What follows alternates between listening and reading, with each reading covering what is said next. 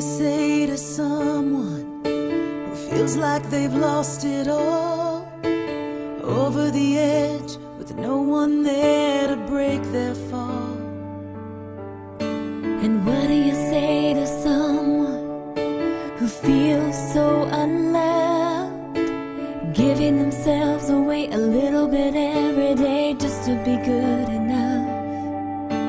And what do you say to a hopeless soul who can't remember their way home, and everything is out of their control?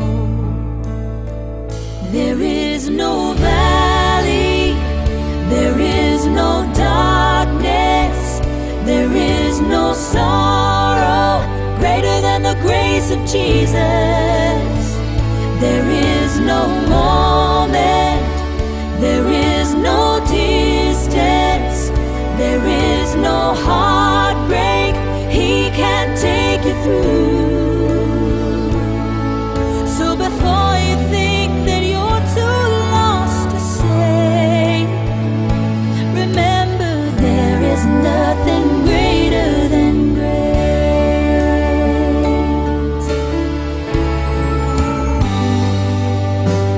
What do you say to someone whose life is on the line, and they're unsure what happens after their last breath? And